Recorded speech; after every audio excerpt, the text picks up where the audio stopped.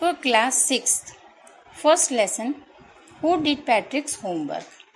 Patrick का homework किसने किया था?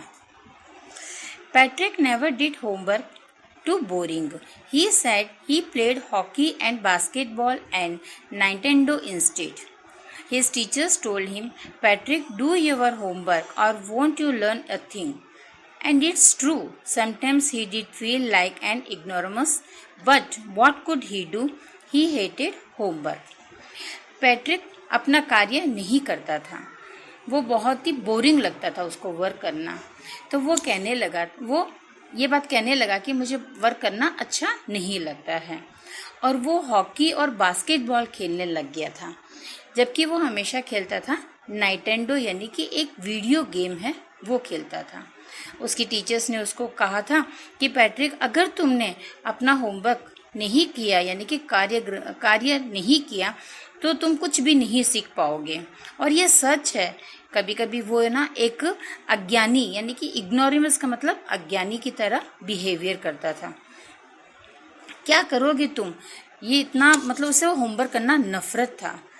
Then one day he found his cat playing with a little doll and he grabbed it away. एक दिन उसको एक बिल्ली दिखी जो कि एक गुड़िया के साथ में खेल रही थी। वो उसको पाने के लिए उसके ऊपर में झपटा मार रही थी और उसने उसे छीन लिया। उसको आश्चर्य हुआ कि वो एक गुड़िया नहीं at all but a man of the tiniest size. वो गुड़िया नहीं बल्कि एक छोटा सा जैसे बोना बोलते हैं ना, छोटा सा बोलने के जैसा एक शख्स था। He had a little wool shirt with old-fashioned breeches and a high towel that much like a witch. He yelled, "Save me! Don't give me back to that cat. I will grant you a wish. I promise you that." तो वो बिल्ली को तो एक गुड़िया के जैसे लगा, मगर जबकि उसके लिए वो आश्चर्य है कि वो गुड़िया नहीं, एक बोने के समान एक छोटा सा आदमी है उसके पास में, जिसने एक ऊनी की शर्ट पहना हुआ था और पुराने ज़माने के अनुसार, और उसके ऊपर में एक टोपी भी पहनी हुई थी जैसे पहले वाले विच यानी कि चुड़ैल के जैसे। वो जोर से चिल्लाने लगा कि मुझे बचाओ, मुझे बचाओ, तुम मुझे इस बिल्ली को वापस मत दो। मैं तुम्हारे लिए एक विश भी तुम्हें दूंगा जो कि तुम उसको पूरा कर सकते हो मेरे से। आई प्रॉमिस यू दैट, मैं तुम्हें वादा करता हूँ। Patrick could not believe how lucky he was. Here was the answer to all of his problems.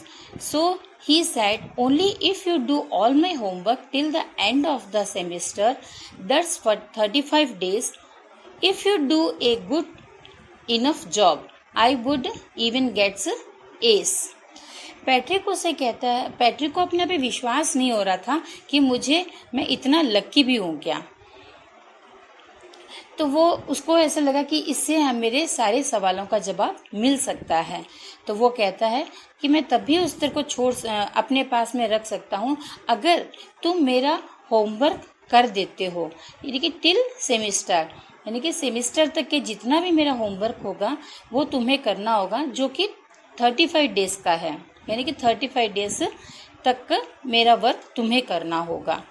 ये तुम्हारे लिए अच्छा कार्य है, और अगर तुम ये कार्य मेरे लिए कर दोगे तो मुझे ए ग्रेड भी मिल जाएगा।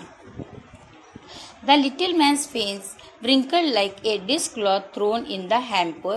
He kicked his legs and doubled his fist, and he grimaced and scowled and pushed his lips. Oh, am I crushed? What I will do it?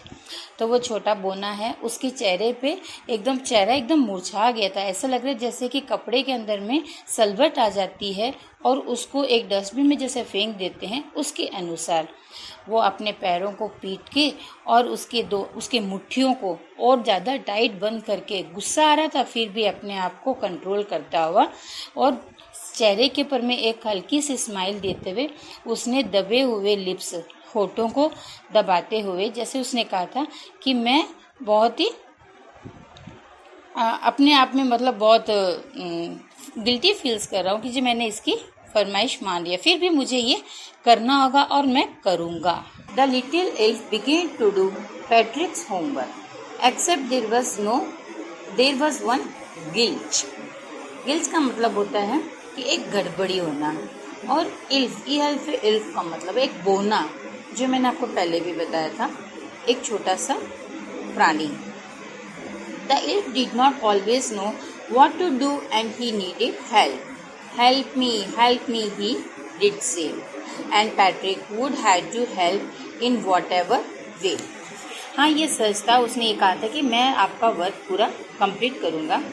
तो वो बोना है जो उसका होमवर्क करना स्टार्ट कर दिया। ऐसा यानी कि एक गड़बड़ हो गई थी उसके, एक गड़बड़ हो गया था उसको कि वो जब बोल रहा था तो उसको ये समझ में नहीं आ रहा है कि इसको मैं कैसे करूं, और मुझे इसमें किसकी हेल्प की ज़रूरत भी तो पड़ सकती है। तो फिर वो ना कहता है हेल्प मी, बचाओ मुझे बचाओ।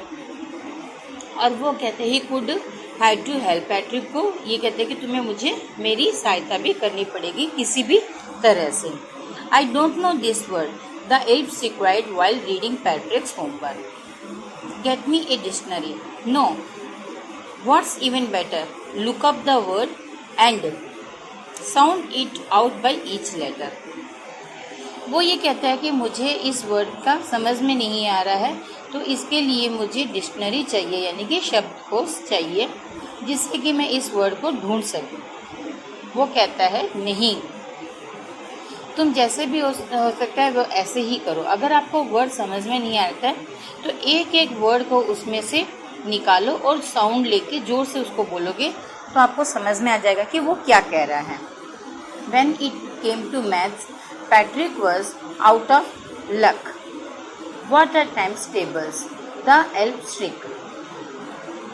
वो जब मैथ्स सारा वर्क कर लिया, जब वो मैथ्स की टाइमिंग में आया वर्क करने के लिए, तो वो पैट्रिक उसके लिए तो वो अनलकी हो गया। क्यों?